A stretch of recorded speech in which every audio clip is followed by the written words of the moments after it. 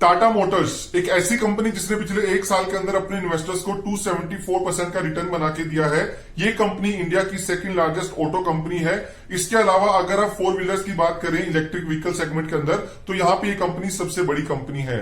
इस कंपनी के साथ जैगुआर रेंज रोवर का नाम भी जुड़ा हुआ है।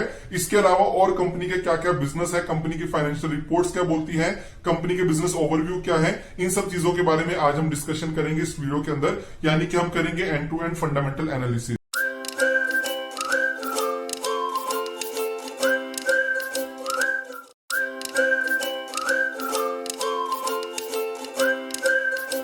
दोस्तों, अगर हम टाटा मोटर्स की बात करें तो एक giant business group Tata group, जिसका वैल्यूएशन 318 बिलियन यूएस डॉलर्स के आसपास का है, उनके 3 क्राउन ज्वेल में से एक कंपनी मानी जाती है। यहाँ पे बाकी 2 कंपनीज हैं, टाटा स्टील और टीसीएस, और तीसरे नंबर पे आती है टाटा मोटर्स। टाटा मोटर्स को 1945 के अंदर स्टार्ट किया गया था। तब इस कंपनी का नाम था Tata engineering and locomotive services, जिसको स्टार्ट किया था जेआरडी टाटा ने। और उस टाइम पे ये कंपनी लोकोमोटिव यानी कि ट्रेन के इंजन बनाया करती थी। दोस्तों, रेलवे से निकल के इस कंपनी ने 1954 के अंदर डेमलर बेंज, जो कि एक फॉरेन की कंपनी थी, उनके साथ एक जॉइंट वेंचर स्टार्ट करके कमर्शियल व्हीकल्स के अंदर अपने आप को एंटर करवाया। और 1954 से लेकर लगातार 1990s तक ये कंपनी कमर्शियल व्हीकल्स के अंदर अपना बिजनेस रन करती रही। इसके बाद टाटा मोटर्स ने 1991 के अंदर पैसेंजर सेगमेंट के अंदर एंट्री किया और सबसे पहली गाड़ी टाटा सियरा नाम की लॉन्च की। लेकिन उसके बाद इनकी और काफी गाड़ियां आई जो कि काफी ज्यादा फेमस हुई, जैसे कि उनमें से कुछ नाम थे टाटा सुमो, जो कि काफी ज्यादा फेमस हुई। उसके बाद टाटा इंडिका। उसके बाद टाटा ने कभी भी पीछे मुड़ के नहीं देखा और पैसेंजर सेगमेंट के अंदर काफी अच्छा पेनिट्रेशन किया in terms of market share. इसके बाद दोस्तों, टाटा मोटर्स ने एक और काफी बड़ा ड्रीम देखा था, जहां पे वो इंडिया की सबसे सस्ती गाड़ी बेचना चाहते थे, जिसकी कीमत उन्होंने $2500 यानी कि 1 लाख के आसपास की रखी थी, जो कि टाटा का एक बहुत एस्पिरेशनल प्रोजेक्ट माना जाता है। फॉरेन कंट्रीज में अपने फुटप्रिंट को बढ़ाने के लिए टाटा मोटर्स ने टाइम टू टाइम एक्विजिशंस भी किए, जिसमें से काफी फेमस एक्विजिशन माना जाता है डाइवू का, जो कि टाटा मोटर्स ने साउथ कोरिया के अंदर किया था। इसके अलावा टाटा ने स्पेन के अंदर भी एक एक्विजिशन करके वहां पे अपने फुटप्रिंट्स को भी बढ़ाया था। लेकिन दोस्तों, जब भी बात एक्विजिशंस की जाती है तो टाटा मोटर्स के साथ उनका सबसे फेमस एक्विजिशन है जैगुआर लैंड रोवर का, जो कि कंपनी ने 2008 के अंदर किया था फोर्ड मोटर्स से। और जब उन्होंने इसकी कीमत पे की थी 2.8 बिलियन यूएस डॉलर्स के आसपास की। जेएलआर की अगर मैं बात करूं तो काफी फेमस गाड़ियों के अंदर एक लग्जरी ब्रांड है, जो कि इंडिया के अलावा बाकी कंट्रीज के अंदर भी काफी ज्यादा अच्छी सेल्स करता है, जहां पे चाइना इनकी काफी ज्यादा इंपॉर्टेंट टेरिटरी मानी जाती है। दोस्तों, इसके बाद टाटा मोटर्स ने इलेक्ट्रिक व्हीकल सेगमेंट के अंदर भी एंट्री किया और वहां पे उन्होंने कुछ काफी अच्छे मॉडल्स भी लॉन्च किए, जिनकी सेल्स रिसेंट के टाइम में काफी ज्यादा इंक्रीज हुई है। अगर हम टाटा के ऑपरेशंस की बात करें तो आज के दिन में टाटा मोटर्स 125 कंट्रीज के अंदर फैला हुआ है। कंपनी का मेजर रेवेन्यू 80% के आसपास का रेवेन्यू कंपनी का जैगुआर लैंड रोवर से आता है। इसके अलावा कमर्शियल व्हीकल कंपनी का काफी इंपॉर्टेंट सेगमेंट है, जहां से कंपनी का 13% का रेवेन्यू आता है। और वहीं पर अगर मैं पैसेंजर सेगमेंट की बात करता हूं तो वहां से कंपनी को ऑलमोस्ट 7% के आसपास का रेवेन्यू मिलता है। अब जब भी बात की जाती है इन्वेस्टर्स की, तो वो डिटेल में जानना चाहते हैं कि जो भी सेगमेंट्स है जहां से कंपनी को काफी अच्छा रेवेन्यू आता है, जैसे कि जैगुआर लैंड रोवर का, तो वो काफी ज्यादा डिक्टेट करेगा कि कंपनी आने वाले टाइम में कैसा परफॉर्म करेगी। और जैसे कंपनी परफॉर्म करेगी वैसे ही कंपनी का शेयर प्राइस मूव होगा। तो जिसके चलते अब चलिए अब डिटेल में बात करते हैं जैगुआर लैंड रोवर के बारे में। दोस्तों, अगर हम जैगुआर लैंड रोवर की बात करें तो ये एक ब्रिटिश आइकॉनिक ब्रांड है, जो कि काफी पुराना था। और रिसेंट के टाइम में टाटा मोटर्स ने यहाँ पे काफी अच्छा इनोवेशन करके, काफी ज्यादा टेक्नोलॉजिकली एडवांस करके ये कंपनी को एक काफी अच्छा शिफ्ट दिया है, जहां पे कंपनी ने अपनी इमेज को पूरे तरीके से ट्रांसफॉर्म करके आज के दिन में इन सभी गाड़ियों को जो कि इस ब्रांड के अंदर बेची जाती हैं, वो काफी ज्यादा टेक्नोलॉजिकली एडवांस बनाई है। और जब से टाटा ने इस कंपनी को एक्वायर किया था, उसके बाद कंपनी की सेल्स के अंदर भी काफी अच्छा ग्रोथ देखा गया है। और तो यहाँ पे मैक्रो लेवल पे काफी ज्यादा फैक्टर्स हुए, जिसकी वजह से यहाँ पे कुछ ना कुछ हिकअप्स देखने को मिलते रहे। इसके अलावा जेएलआर का एक और एस्पिरेशन है कि वो आने वाले टाइम में पूरे ब्रांड को फुली इलेक्ट्रिक ब्रांड बनाना चाहते हैं, यानी कि ये सिर्फ इलेक्ट्रिक गाड़ियां ही बेचना चाहते हैं। लेकिन आने वाले टाइम वो कैसे सक्सेसफुल होता है, वो एज ए इन्वेस्टर आपको देखना चाहिए। अगर हम जेएलआर के बारे में और डिटेल में बात करें तो यहाँ पे टाटा मोटर्स की काफी ज्यादा एस्पिरेशंस जुड़े हुए हैं और यहाँ पे काफी इंपॉर्टेंट ट्रांसफॉर्मेशनल स्ट्रेटेजी चल रही है, जिसका नाम है री इमेजिन।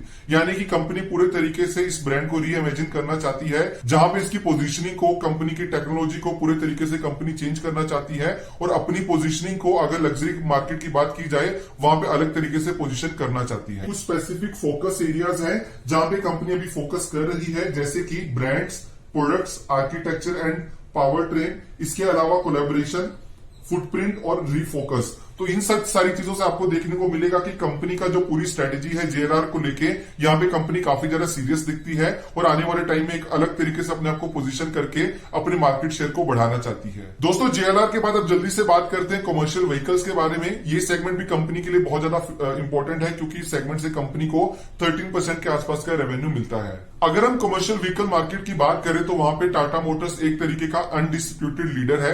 जैसे कि आप मेरी स्क्रीन में देख सकते हैं कि कंपनी का market share commercial vehicle segment में 40.5% के आसपास का है। वहीं पे अगर मैं एमएचसीवी सेगमेंट की बात करूं तो वहां पे कंपनी का मार्केट शेयर 62.7% का है। अगर हम आईएलसीवी सेगमेंट की बात करते हैं तो वहां पे कंपनी का मार्केट शेयर 52.3% के आसपास का है। यानी कि पूरी कमर्शियल व्हीकल सेगमेंट में अगर हम इंडिया की बात करें वहां पे कंपनी का मार्केट शेयर काफी ज्यादा बड़ा है और कंपनी रिसेंट के टाइम में इसके ऊपर काफी ज्यादा फोकस भी कर रही है ताकि इस मार्केट शेयर को कैसे बढ़ाया जा सके। दोस्तों BS6 इंट्रोड्यूस होने के बाद इस पूरे सेगमेंट को काफी बड़ा शॉक लगा था और यहाँ पे सेल्स के अंदर भी काफी बुरा इंपैक्ट आया था, मार्जिन्स के ऊपर भी असर पड़ा था क्योंकि BS6 नॉर्म्स में कंप्लाइंट होने के लिए कंपनीज को काफी ज्यादा चेंजेस करने पड़े जिसकी वजह से कंपनीज की कॉस्टिंग भी बढ़ी थी। लेकिन टाटा अभी भी सेगमेंट को लेकर काफी ज्यादा सीरियस है और यहाँ पे काफी ज्यादा चेंजेस भी किए गए हैं। और अगर आप कमर्शियल व्हीकल सेगमेंट की बात भी करते हैं तो यहाँ पे भी कंपनी अपनी इलेक्ट्रिक स्ट्रेटेजी को आने वाले टाइम में इंप्लीमेंट करना चाहती है और रिसेंट के टाइम पे भी देखा गया कि कंपनी ने काफी ज्यादा इलेक्ट्रिक बसेस भी लॉन्च की है। तो कमर्शियल व्हीकल सेगमेंट को पूरा इलेक्ट्रिक लेके जाने में टाटा मोटर्स की क्या स्ट्रेटेजी रहती है वो आने वाले टाइम में आपको काफी क्लोजली मॉनिटर करना चाहिए। चलिए दोस्तों इसके बाद अब बात करते हैं पैसेंजर व्हीकल के बारे में। तो टाटा मोटर्स का कमर्शियल व्हीकल सेगमेंट के अंदर काफी अच्छा एक्सपीरियंस रहा, कंपनी यहाँ पे मार्केट लीडर भी रही, लेकिन ये अपनी सक्सेस को कभी भी पैसेंजर व्हीकल सेगमेंट के अंदर रेप्लीकेट कभी भी नहीं कर पाए ड्यू टू वेरियस रीजंस। यहाँ पे कंपनी ने कई बार अच्छे मॉडल्स को लॉन्च किया जैसे कि टाटा सुमो था, टाटा सफारी था, तो टाइम टू टाइम ऐसे मॉडल्स आके अपनी पब्लिसिटी लेते रहे, लेकिन कंपनी कभी भी अपना मार्केट शेयर को बहुत ज्यादा इंप्रूव नहीं कर पाई। यहाँ पे अगर आप नैनो की बात भी करते हैं तो पैसेंजर व्हीकल सेगमेंट के अंदर टाटा का काफी ज्यादा एस्पिरेशनल प्रोजेक्ट था जहां पे कंपनी 1 लाख के अंदर गाड़ियों को बेचना चाहती थी, लेकिन वो प्रोजेक्ट भी उस लेवल पे सक्सेसफुल नहीं हुआ जितनी से उम्मीद की जा रही थी। तो दोस्तों ये हमने बात की थी अभी तक पास्ट की कि टाटा ने पैसेंजर सेगमेंट के अंदर अपने मार्केट शेयर को पास तक इंप्रूव नहीं किया था, लेकिन अगर आप रिसेंट की बात करते हैं तो टाटा ने काफी ज्यादा टेक्नोलॉजिकल शिफ्ट लिया है अपनी पैसेंजर व्हीकल मैन्युफैक्चरिंग के अंदर और यहाँ पे टाटा ने रिसेंट के टाइम में काफी अच्छे लॉन्चेस भी किए हैं जिसकी वजह से कंपनी का overall market share passenger segment के अंदर काफी अच्छे तरीके से इंप्रूव भी हुआ है। लॉन्चेस हैं जो रिसेंट के टाइम में कंपनी ने किए और इन सभी गाड़ियों ने अपने पर्टिकुलर सेगमेंट के अंदर काफी अच्छा मार्केट शेयर भी एक्वायर किया है। तो यहाँ पे टाटा मोटर्स का जो ओवरऑल स्ट्रेटेजी है अपने मार्केट शेयर को इंप्रूव करना, उसका असर यहाँ पे पैसेंजर सेगमेंट के अंदर भी देखने को मिल रहा है। चलिए मैं बात करता हूं कि क्या क्या रिस्क हैं जो कि टाटा मोटर्स के साथ जुड़े हुए हैं जिनको टाटा मोटर्स को जल्दी एड्रेस करना चाहिए और अगर एज आप इन्वेस्टर देखते हैं तो इन सभी सारी चीजों के बारे में आपको जरूर सोचना चाहिए इन्वेस्टमेंट करने से पहले। सबसे पहला है over dependence on Jaguar land rover. तो अगर कंपनी के टोटल रेवेन्यूज की बात करते हैं तो ऑलमोस्ट 75 to 80% रेवेन्यू कंपनी का जेएलआर से आता है, जिसकी वजह से कंपनी का डिपेंडेंसी जेएलआर के ऊपर बहुत ज्यादा बढ़ जाता है। अगर चाइना के अंदर कुछ भी बुरा होता है तो कंपनी की सेल्स इंपैक्ट होंगी, अगर कंपनी की जेएलआर की सेल्स इंपैक्ट होती है तो कंपनी का शेयर प्राइस भी इंपैक्ट होगा। तो आने वाले टाइम में कंपनी अपने इस रिस्क को कैसे डाइवर्सिफाई करती है और कैसे अपनी डिपेंडेंसी को जेएलआर से कम करके बाकी सेगमेंट्स में लेके जाती है, वो एक काफी इंपॉर्टेंट क्वेश्चन होगा जिसके ऊपर कंपनी को एड्रेस करना चाहिए। दोस्तों सेकंड है सप्लाई चेन कंस्ट्रेंट्स। तो यहाँ पे रिसेंट के टाइम में आपने सुना होगा सेमीकंडक्टर की वजह से काफी ज्यादा इंडस्ट्रीज इंपैक्ट हुई, तो वहां पे ऑटोमोबाइल एक ऐसा सेक्टर है जो भी बहुत बुरे तरीके से इंपैक्ट हुआ है चिप शॉर्टेज की वजह से। दोस्तों अगर आने वाले टाइम में अगर और भी ऐसे कुछ शॉक्स आते हैं जो कि कंपनी की प्रोडक्शन को इंपैक्ट कर सकते हैं, तो कंपनी उसको कैसे ही प्रीएम्प्ट करके उन सारे शॉक्स को एड्रेस करती है, वो भी आपके लिए देखना बहुत ज्यादा इंपॉर्टेंट होगा, क्योंकि उससे कंपनी के सप्लाई इंपैक्ट होती है, सप्लाई की वजह से कंपनी का प्रोडक्शन इंपैक्ट होगा और अगर प्रोडक्शन इंपैक्ट होगा तो कंपनी की सेल्स इंपैक्ट होगी, जिसका इंपैक्ट डायरेक्टली आपको शेयर प्राइस के ऊपर भी देखने को पड़ेगा। दोस्तों third and most important is की कंपनी के ऊपर डेट का अमाउंट बहुत बड़ा है। कंपनी ने एक्विजिशन करने के लिए काफी तरीके से डेट को भी लिया था, तो आज के टाइम में भी अगर आप डेट की बात करें तो कंपनी के ऊपर डेट काफी ज्यादा है और कंपनी की लॉन्ग टर्म स्ट्रेटेजी है कि उनको डेट फ्री बनना है। तो कंपनी आने वाले टाइम में कैसे अपनी डेट को कम करती है वो आपको काफी ज्यादा क्लियरली देखना चाहिए। चलिए दोस्तों इसके बाद अब जल्दी से बात करते हैं कंपनी के फाइनेंशियल नंबर्स के बारे में। कंपनी का डेट टू इक्विटी रेशियो 2.57 का है, यानी कि कंपनी के ऊपर काफी बड़ा डेट है और रिटर्न ऑन इक्विटी कंपनी का नेगेटिव है अभी तक, जो कि नेगेटिव 22.9% के आसपास का है। ऑपरेटिंग प्रॉफिट मार्जिन भी कंपनी का बहुत ज्यादा अच्छा नहीं रहा है अभी तक, जो कि 12.96% के आसपास का है।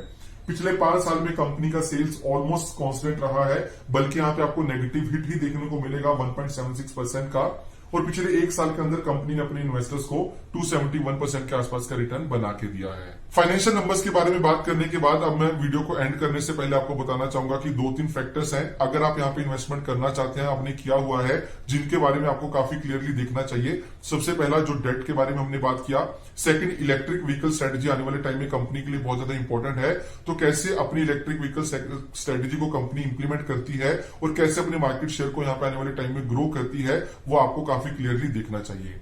मैं उम्मीद करता हूं कि आपको आज की वीडियो अच्छी लगी होगी। अगर आपको आज की वीडियो अच्छी लगी तो वीडियो को लाइक करें, कमेंट करके बताएं कि आपको क्या लगता है कि क्या आपको टाटा मोटर्स के अंदर इन्वेस्ट करना चाहिए, नहीं करना चाहिए। तो कमेंट करके अपने रीजंस भी लिखें ताकि आपके कमेंट से हमारे व्यूअर्स को काफी कुछ सीखने को मिले।